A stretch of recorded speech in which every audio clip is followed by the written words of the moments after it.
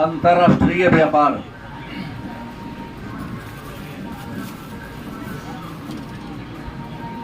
Topic है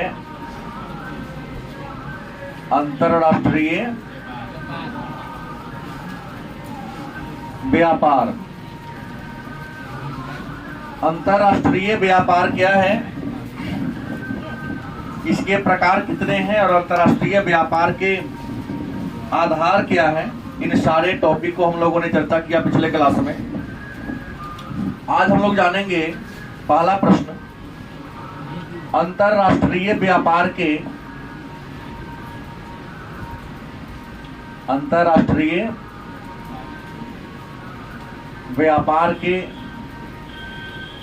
पक्ष।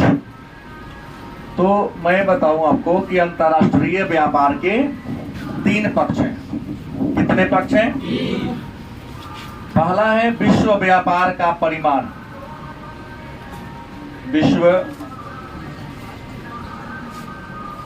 व्यापार का परिमाण। मन में होगा ये विश्व व्यापार का परिमाण क्या है, या विश्व व्यापार के परिमाण का मतलब क्या होता है। तो परिमाण का मतलब होता है मात्रा। आप लोग गणित में पढ़े होंगे कि परिमाण का मतलब क्या होता है, मात्रा। कहने का अर्थ है कि अंतरराष्ट्रीय व्यापार में हर देश वस्तु का आयात करता है और निर्यात करता है। गलत कि सही? तो जिन वस्तु का आप आयात करते हैं या निर्यात करते हैं उसका कोई ना कोई मूल्य होता है। तो आयात और निर्यात के जो वास्तविक मूल्य होते हैं उसी वास्तविक मूल्य को क्या कहते हैं,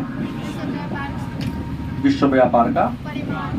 मतलब आपने जो सामान परचेज किया, खरीदा, उसका भी कुछ कीमत होगा, और आपने जो सामान बेचा उसका भी कुछ कीमत होगा। नहीं, तो उसी कीमत को हम कहते हैं विश्व व्यापार का परिमाण। दूसरा है विश्व व्यापार का संयोजन। दूसरा क्या है? विश्व व्यापार का संयोजन। मन में होगा ये विश्व व्यापार का संयोजन क्या है। तो कहता है कि आप किन किन वस्तुओं का, हर देश कुछ ना कुछ वस्तु का आयात करता है, कुछ ना कुछ वस्तु का क्या करता है। तो जिन जिन वस्तुओं का हम आयात करते हैं मतलब मंगाते हैं, और जिन वस्तु का हम निर्यात करते हैं मतलब भेजते हैं, उसी को सम्मिलित रूप से क्या कहते हैं। मतलब व्यापार के क्रम में आयात की गई और निर्यात की गई जो वस्तु होता है उसी का अध्ययन विश्व व्यापार का, कि हम किन वस्तु का आयात करते हैं और किन वस्तु का, उसी को हम विश्व व्यापार का संयोजन। जैसे पिछले क्लास में हमने कहा था कि भारत 7500 प्रकार के वस्तु का एक्सपोर्ट करता है एंड 6800 प्रकार के वस्तु का इंपोर्ट करता है। एक्सपोर्ट मतलब निर्यात करना, इंपोर्ट मतलब आयात करना होता है। मतलब 7500 प्रकार के वस्तु का आयात और 6800 प्रकार के वस्तु का, यही जो क्रम होगा इसी को कहेंगे विश्व व्यापार का। और तीसरा कहलाएगा विश्व व्यापार की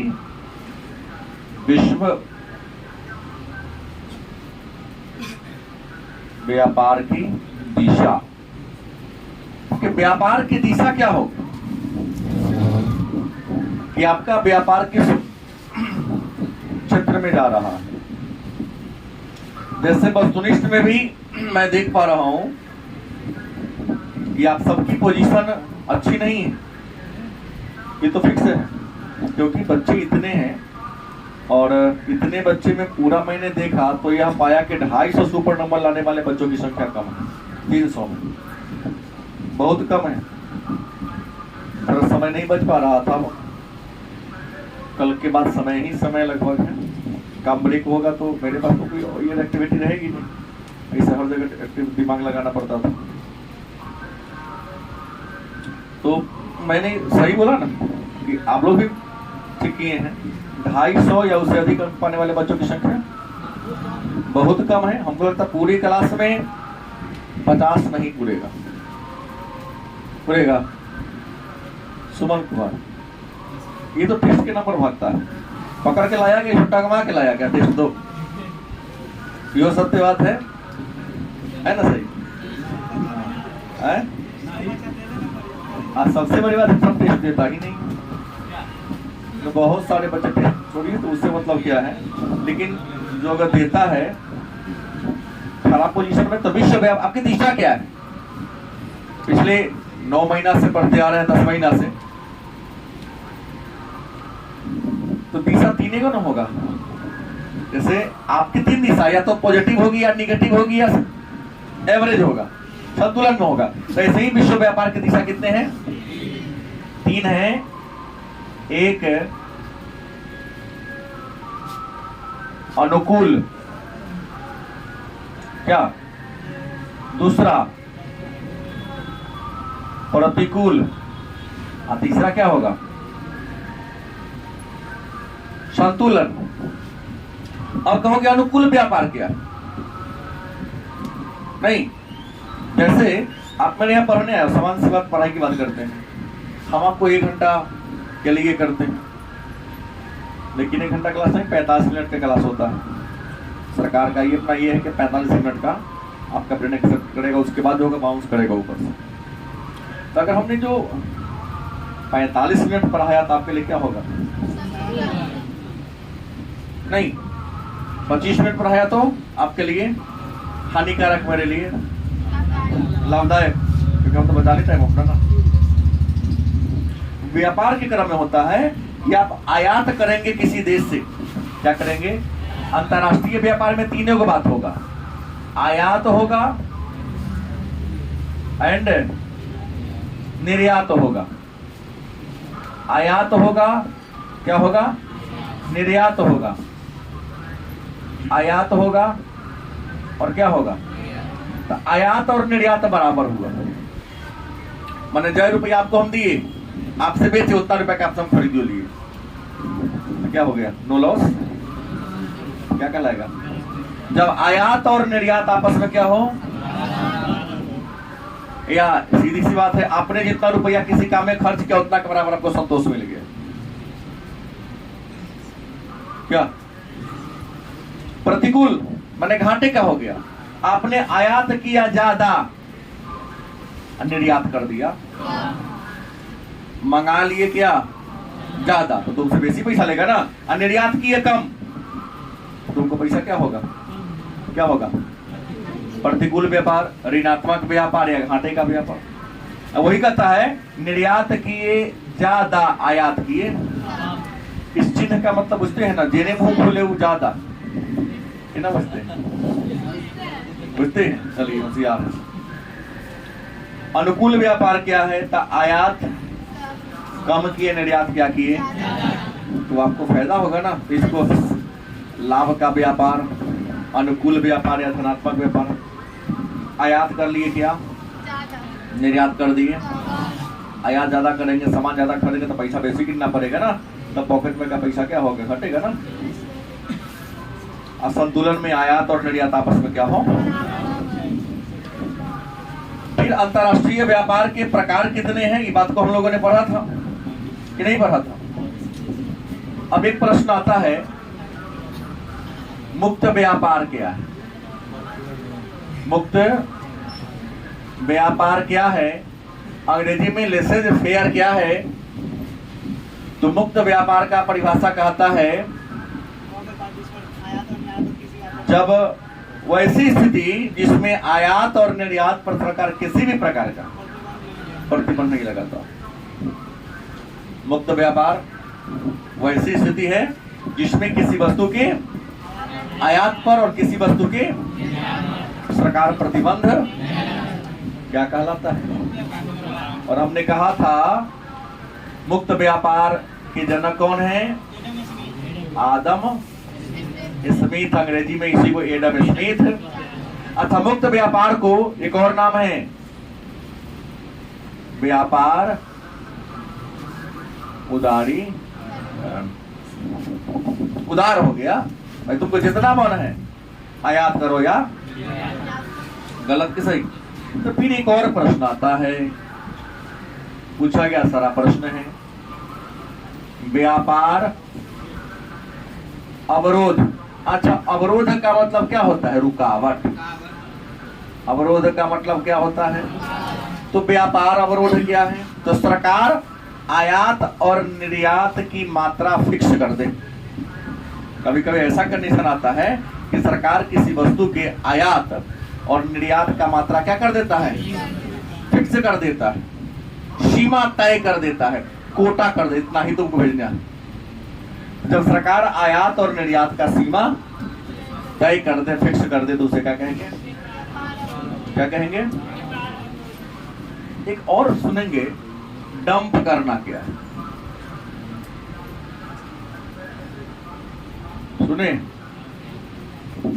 सुने जरूर होंगे। अंतरराष्ट्रीय व्यापार के संदर्भ में इसका यूज होता है, डंप करना या डंप व्यापार क्या होता तो है ही, अपने यहाँ भी होता है, लेकिन वो बढ़िया पढ़ा लिखा नहीं है, करता वही काम है। कभी कभी सामान बहुत सस्ता होता है, तो जो बड़े बड़े पूंजीपति हैं उस सामान को खरीद के स्टॉक कर देते हैं। राइट। सामान जब कभी सस्ता हो जाता है तो क्या करता है? उस सारे सामान को रोक देता है, खरीद के स्टॉक में डाल देता है। नहीं, अच्छा वही पढ़ना शुरू कर दे, उसके बाद पढ़ना शुरू करेगा कि मतलब निकालना शुरू करेगा, तो उसको तो डंप करना कहते हैं।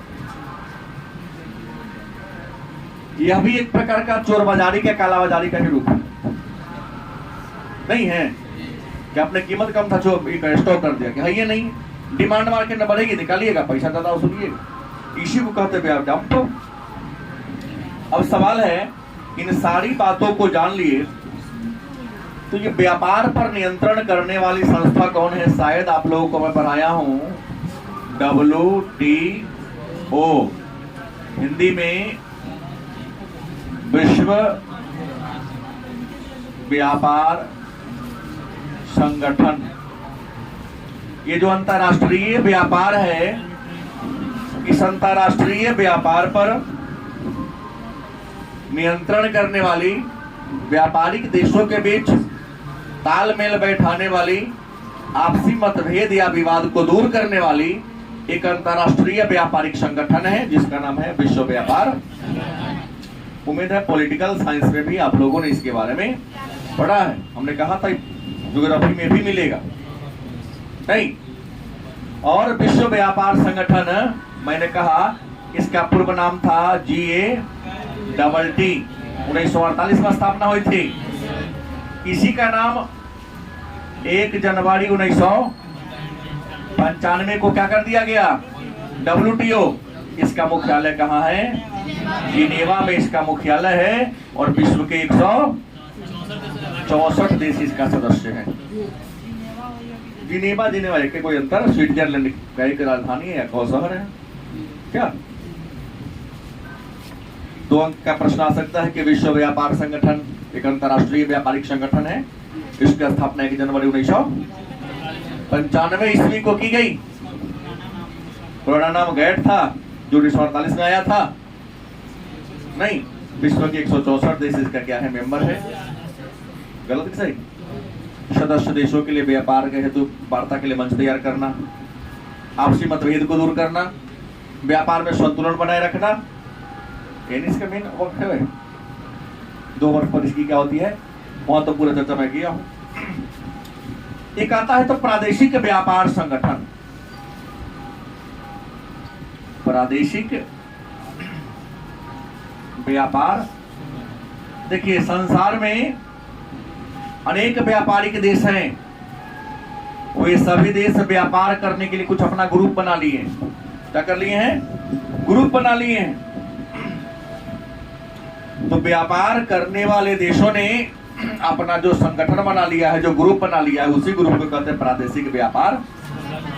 और वर्तमान समय में संसार में 120 व्यापारिक संगठन। संसार में कितने व्यापारिक संगठन हैं? और 120 व्यापारिक संगठन के द्वारा विश्व का 52% व्यापार इसी के द्वारा किया जाता है। बाकी जो किसी व्यापारिक समूह में नहीं शामिल है वो 48% करते हैं। अब मन में प्रश्न होगा, इस व्यापारिक संगठन में कुछ के बारे में यहाँ चर्चा करना है, जिसमें मैं पढ़ा दिया हूं, संक्षेप में बताऊंगा। आसियान पढ़ा होगा आप लोगों ने, ASEAN, गलत कि सही? स्थापना कब हुई? 1967 होगा था, ठीक है ना। मुख्यालय जकार्ता। सदस्य देश कितने हैं? पहले 5 और 10 को है। हाँ 10 ये नहीं ना। ASEAN, association for south east Asian nation, गलत कि सही? दक्षिण पूर्व एशिया के 10 देशों का क्षेत्रीय संगठन है। इसकी स्थापना 1967 में हुई। मुख्यालय कहाँ है? जकार्ता। पहले तो अब 6 महीना 22 साल में 2 बार मीटिंग होता है, पर आया हो ना। तो ये पढ़े हैं पहले भी, आज भी लोगों ने क्या कर लिया, जान लिया। दूसरा है CIA,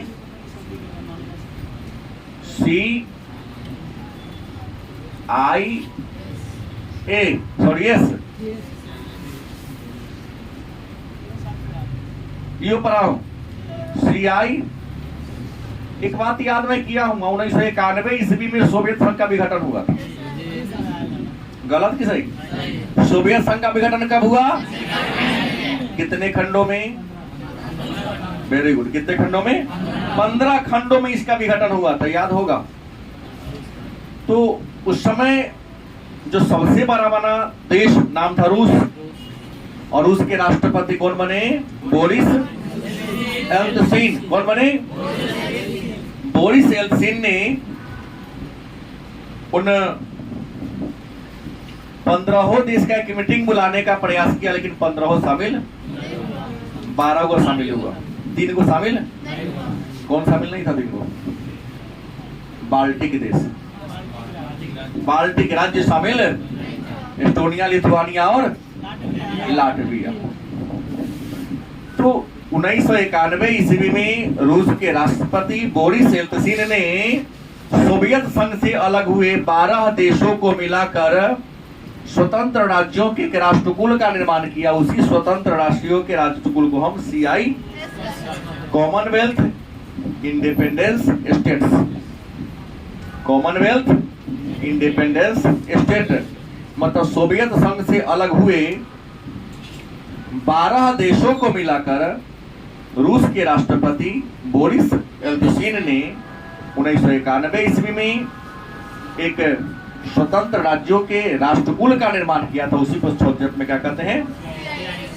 इसके मुख्यालय की बात करते हैं तो मिन्स्क क्या है, जो बेलारूस की राजधानी है। कहाँ? बेलारूस की राजधानी मिन्स्क में इसकी क्या है? राजधानी। फिर आगे लोगों ने पढ़ा है यूरोपीय संघ,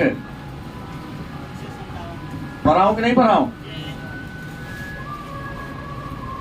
यूरोपीय संघ, अंग्रेजी में EU, यूरोपियन यूनियन, याद होगा। 1955 ईस्वी में एक मीटिंग बुलाया था 6 देशों ने मिलकर, शायद, जिसको मेसिना टापू पर, भूल गए? 1955 ईस्वी में पश्चिमी यूरोप के 6 देशों ने एक मीटिंग बुलाया था। क्यों बुलाया? तो इसलिए बुलाया कि इन लोगों के दिमाग में था कि पूर्वा यूरोप महादेश या पूरा विश्व शीत युद्ध की आग में जल रहा है। पूर्वी बनाम पश्चिमी का संघर्ष चल रहा था। रूस यूरोप महादेश के देशों को अपने गिरफ्त में करना चाहता था, अमेरिका अपने गिरफ्त में करना चाहता था। तो ही पश्चिमी यूरोप के 5 देशों ने मिलकर एक मीटिंग बुलाया था, जिसको मेसिना शक्ति कहते हैं। और इन्हीं देशों ने मिलकर 1957 में काम शुरू किया। 58 से 57 में एक ग्रुप बना लिया। उस ग्रुप का नाम क्या था? यूरोपीय संघ, यूरोपियन यूनियन। गलत कि सही? प्रारंभ में कितने मेंबर थे? आज कितने हैं? 27 इसके मेंबर है। कितने मेंबर है? मुख्यालय कहाँ है? नहीं, ब्रुसेल्स। ब्रुसेल्स में इसका मुख्यालय है। और ये ऐसा देश है, संघ है, जिसका अपना एक मुद्रा है जिसका नाम है यूरो। एकल बाजार है, अपना संसद है, अपना न्यायालय है, और यूरोपीय संघ का एक झंडा है। उसके झंडा पर कितने सितारे हैं? 12 सितारे हैं। 12 सितारे हैं? नहीं, 12 नहीं, धान की बाली 10 वाला बढ़ा गया। आसियान में 10 गो बाली, धान की 10 गो बाली बना नहीं। आई में 12 गो, आई में 12 गो है, आई में 10 गो धान की बाली। यहाँ तारे और यहाँ धान की, आओ में तारा, आओ में बाली धान की। अब सवाल है, इन लोगों, इसको भी हम लोगों ने पहले ही क्या किया है, पढ़ा है। कुछ और संगठन है, जैसे लैटिन अमेरिकी एकीकृत संघ, लैटिन अल्लाह नहीं, अमेरिकी एकीकृत संघ, लैटिन अमेरिकी एकीकृत संघ, LAIA,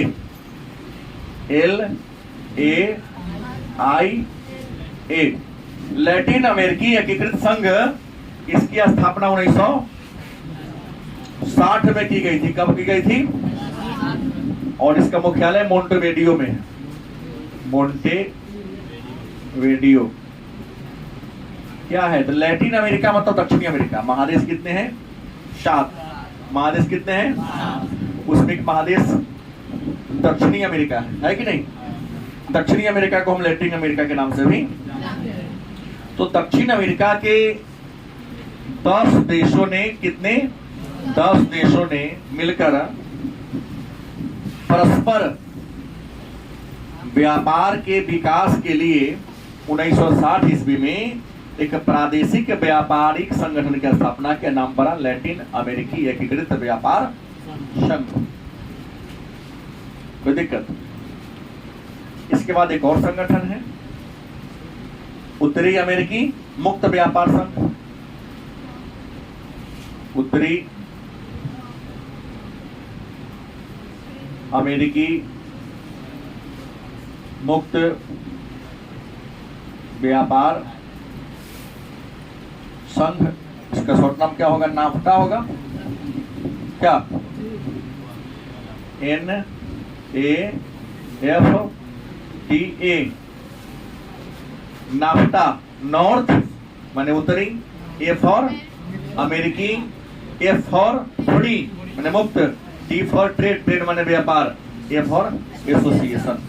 नॉर्थ अमेरिकी फ्री ट्रेड एसोसिएशन मतलब उत्तरी अमेरिका के 3 बड़े बड़े देश। और उत्तरी अमेरिका महादेश में 3 को बड़ा देश ये है, अमेरिका, कनाडा और मैक्सिको। गलत सही? उत्तरी अमेरिका महादेश में बड़े देश कितने हैं? 1 अमेरिका, 1 कनाडा और 1 मैक्सिको। क्या जी? इन तीनों देशों ने मिलकर 1988 में उत्तरी अमेरिका महादेश के 3 देश, अमेरिका, कनाडा और मैक्सिको ने मिलकर 1988 में एक क्षेत्रीय व्यापारिक संगठन की स्थापना किया। गलत सही? इसी का नाम क्या दिया गया? NAFTA, north American free trade. एक और है संगठन OPEC, ओपेक। क्या नाम है? OPEC, OPEC। गलत सही? Organisation of the petroleum exporting countries. Organisation of the petroleum exporting countries मतलब संसार में जितने भी पेट्रोलियम के निर्यात करने वाले देश हैं, उन देशों के संगठन को क्या कहते हैं? पूछा क्या प्रश्न है? ओपेक क्या है? संसार में जितने भी पेट्रोलियम का निर्यात करने वाले देश हैं, उन देशों को संगठन को क्या कहते हैं? ओपेक कहते हैं। स्थापना कब हुई? 1960 ईस्वी में इसका स्थापना हुई। अब मुख्यालय कहाँ है? बगदाद में। मुख्यालय कहाँ है? बगदाद में। गठन काहे किया गया? तो पेट्रोलियम का हम लोग उतना ही उत्पादन करेंगे जितना की डिमांड है, क्योंकि डिमांड से कम होगा तो कीमत ज्यादा हो जाएगा, और डिमांड से ज्यादा होगा तो कीमत क्या होगा? पेट्रोलियम के उत्पादन में स्थिरता बनाए रखने के लिए, उसके कीमत में स्थिरता बनाए रखने के लिए, और उसके उत्पाद में स्थिरता बनाए रखने के लिए इसका गठन किया गया था। और इसका मुख्यालय चेंज है। पहले बगदाद में हुआ था, वियना, ऑस्ट्रेलिया की राजधानी वियना में, ऑस्ट्रिया की राजधानी वियना में इसका मुख्यालय है। और अभी इसके सदस्य देशों की संख्या 13 है। कितने हैं? एक और है नया संगठन, नाम है साफ्टा, SAFTA। हालांकि साफ्टा का संबंध आसियान से, साउथ माने दक्षिण, south Asia free trade association, sorry agreement, south Asia free trade agreement मतलब दक्षिण एशिया के, गलत सही, देशों का एक क्षेत्रीय संगठन है। जैसे आपको मैं बता दूं कि दक्षिण एशिया में 8 देश है ना? हाँ, पहले 7, अफगानिस्तान, वो तो भारत का ही उत्तर पूर्वी राज्य बोल रहा। दक्षिण एशिया के 7 देशों का संगठन था, सार्क, है ना? स्थापना 1900 राजीव गांधी के सहयोग से स्थापना हुई थी। तो सार्क के देशों ने कहा कि भाई हम लोग भी अपने क्षेत्र को मुक्त व्यापार घोषित कर दे, क्योंकि मुक्त व्यापार घोषित कर देंगे तो सभी देश के यहाँ कर आएगा, व्यापार करेगा, तो हमारे इस एरिया का क्या होगा? विकास होगा। तो इसी बात को सोचकर सार्क के देशों ने, किसके? SARRC, साउथ एशिया नहीं, एशियन रीजनल कॉरपोरेशन, दक्षिण पूर्व एशिया का, साउथ ईस्ट, जल्दी लिख दिया क्या मैं? SA एक ही कोई होगा, SARC। हाँ, SAA होगा, हाँ, SAA, SAARC, South Asia Association for Regional Corporation. वही इसलिए हमसे गलती हो रहा था कि रुक क्या रहा था, नहीं बन पा रहा था। साउथ एशिया एसोसिएशन फॉर, दक्षिण एशिया के देशों का क्षेत्रीय संगठन। इसी का गठन 1985 में कहा की गई थी?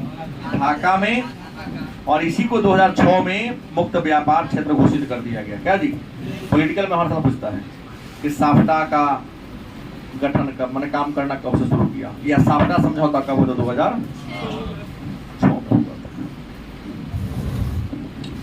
अभी तो 2 अंक का प्रश्न कई बार किया हुआ कि पतन को अंतरराष्ट्रीय व्यापार का द्वार कहते हैं क्यों? अंतरराष्ट्रीय व्यापार का द्वार कहते हैं क्यों? पतन माने बुझते हैं, बंदरगाह। पतन माने, पतन जो शब्द है यह पोर्टा, किससे निकला है?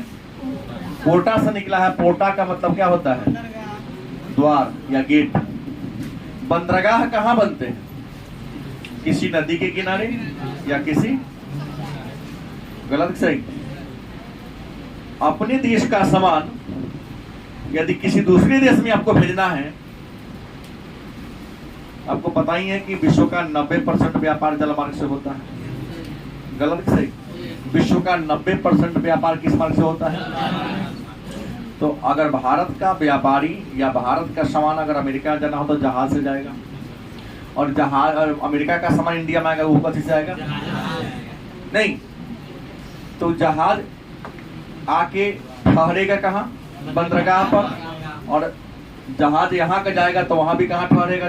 बंदरगाह पर, और बंदरगाह पर ही रेल लाइन तक गुजरा रहता, हाईवे गुजरा रहता, सब्जी रहता अगल बगल में, और बंदरगाह से ही सामान देश के अलग अलग भागों में क्या होंगे? बटेंगे। तो विदेशी व्यापार 90% जलमार्ग से होता है, और जल मार्ग से स्थल मार्ग पर घुसने का सबसे अच्छा जगह कौन है? बंदरगाह, क्योंकि जहाज कहाँ रुकते हैं? और वहीं पर ट्रक बस जो भी लगा हो परिवहन के साधन वहां सामान को ला देगा, पहुंचाएगा देश के अंदर। विद्वानों ने कह दिया कि इसलिए अंतर्राष्ट्रीय व्यापार का द्वार कौन है? नहीं, बंदरगाह। मन तो ये बंदरगाह होते कितने प्रकार के? तो मैं बता दूं कि विद्वानों ने कहा बंदरगाह कितने प्रकार के होते हैं? 3 प्रकार के होते हैं। कौन कितने प्रकार के? 3 प्रकार के होते हैं। पहला नौभार के आधार पर है। कौन भार के आधार पर? नाव पर जो भार ढोवाता है उस भार के आधार पर बंदरगाह का वर्गीकरण विद्वानों ने किया है। नौभार के आधार पर बंदरगाह के 3 प्रकार हैं। पहला औद्योगिक बंदरगाह, दूसरा व्यापारिक बंदरगाह, और तीसरा विस्तृत पथ। वह बंदरगाह जो किसी उद्योग धंधा के अगल बगल में, जैसे कलकत्ता बंदरगाह नहीं, बंबई बंदरगाह कल कारखाना के क्षेत्र में विकसित जो होता है उसको औद्योगिक। व्यापार के दृष्टिकोण से जी बस बंदरगाह का विकास किया गया उसको व्यापारिक। अतः सभी प्रकार के वस्तुओं का आयात निर्यात। पूछा गया प्रश्न है कि संसार में सबसे अधिक कौन बंदरगाह है? तो विस्तृत बंदरगाह। कोई दिक्कत? उसके बाद स्थिति के आधार पर दूसरा कौन है? स्थिति। स्थिति के आधार पर अगर बंदरगाह की वर्गीकरण करें तो स्थिति के आधार पर बंदरगाह के कितने प्रकार हैं? 2। पहला आंतरिक, पहला कौन होगा? और 2 में क्या होगा? बाह्य। आंतरिक देश के अंदर नदी के किनारे जो बंदरगाह बना होगा उसे क्या कहोगे? आंतरिक बंदरगाह। और जो समुद्र के किनारे बना होगा उसको। और तीसरा जो वर्गीकरण है क्रियाकलाप के आधार पर। किस आधार पर? क्रियाकलाप के आधार पर बंदरगाह के आपको बता दें 5 प्रकार हैं। पहला तेल पतन। कौन है? कुछ ऐसे बंदरगाह है जिस पर क्या धोआता है? तेल धोआता है। तेल के आयात निर्यात करने के लिए ही जिस बंदरगाह का निर्माण किया गया उसे क्या कहोगे आप? तेल पतन। दूसरा है मार्ग पतन। क्या है? जैसे पटना से अगर आप सीतामढ़ी बस से आते हैं देखिएगा सड़क में किनारे कई जगह पेट्रोल पंप बना हुआ होगा, कई जगह होटल ढाबा बना हुआ है। क्या बनाता है? यादें चलते थे, भूख लग गया, गाड़ी का पेट्रोल घट गया। ऐसे ही जब समुद्र में जहाज चलता है ना तो समुद्र के बीच में भी कई जगह है जो देश है वहां पर उसको ठहरने के लिए, विश्राम करने के लिए इंजन चलते चलते इंजन गर्म हो गया या किसी प्रकार तकनीकी गड़बड़ी हो गई, हो सकती कि नहीं? अब तो वहां होता क्या है कि समुद्र के बीच में ही जो ना होकर के जहां गुजरता है, टापू सब है समुद्र में, टापू पर ही एक बंदरगाह बना दिया गया है। उसको कहते हैं मार्ग पतन या विश्राम पतन, क्योंकि जहाज वहां पर ठहरेगा, अपनी मरम्मत करेगा, या ड्राइवर थक चुका है, यात्री थक चुका है, टापू पर ठहरेगा, घूमे फिरेगा, चलेगा। मार्ग पतन में एक बार गड़बड़ी हो गई थी, बहुत बड़ी व्हेल मछली समुद्र में ही ये लगा, पायलट को लगा कि है कथी टापू है, रोका, वहां लंगर डाल दिया।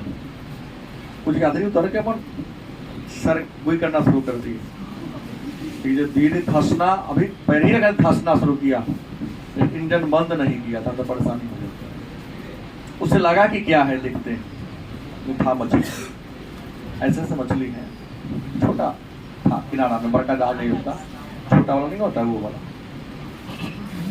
अगला है पैकेट पतन। क्या है? पैकेट पतन। इसको हम फेरी भी कहते हैं। गांव में फेरी वाला पूछते हैं, साइकिल पर मोटरसाइकिल पर तय का सामान रख के बेचते रहता है। हाँ, देखो ठग ले रहता है ना, तुम्हारा जाएगा तब पकड़ के बांधेगा। मनीष करता है काम। फेरी पतन या पैकेट पतन उसको कहते हैं, जैसे मान लो कि बड़े बड़े जहाज हैं, 10 को 12 को यात्री होगा तो गाड़ी खोलेगा नहीं। बड़े बड़े जो पटना जाने वाली बस है, 5 को यात्री होगा तो बस खोलेगा नहीं, छोड़ बीट कर देगा कई बार। तो वहाँ टेम्पू ऑटो लागल है। छोटी दूरी तय कराने के लिए क्या लगा हुआ है? टेम्पू वगैरह लगा हुआ है, रिक्शा लगा हुआ है, उस पर चढ़ो चल जाओ। ऐसे ही जहाज लाइन में भी होता है कि छोटा दूरी तय करने के लिए हर बड़े बड़े बंदरगाह पर छोटा छोटा नाव जैसा जहाज लगा रहता है, जो इस टापू से उस टापू, उस बंदरगाह से उस बंदरगाह तक सैर कराएगा आपको। ऐसे बंदरगाह को क्या कहते हैं? हाँ। चौथा है अंतरापो। क्या है? अंतरापो। ये अंतरापो क्या है? तो कहता है जैसे रेल से आजकल गिट्टी धोता है, रैक पहले सीतामढ़ी में था, लेकिन प्रदूषण की समस्या होगी तो कहां पहुंचा दिया? रीगा में। ऐसे ही जहाज से बड़े पैमाने पर सामान आता है। कहाँ आता है? अब बंदरगाह पर जहाज से सामान उतरने में 5 दिन 6 दिन लगता है, इतना बड़ा जहाज होता है कि उतारते उतारते सामान को 5 दिन 6 दिन, तो जहाज बंदरगाह को जाम कर देगा।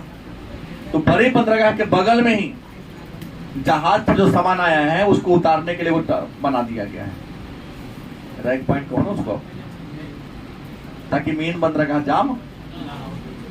तो बड़े बंदरगाह के अगल बगल में जहाज पर के सामान को उतारकर स्टॉक करने के लिए जो बंदरगाह बनाया गया उसे क्या कहते हैं? अंतरापो कहते हैं। और छठा तो जानिए रहे, नौसेना पतन।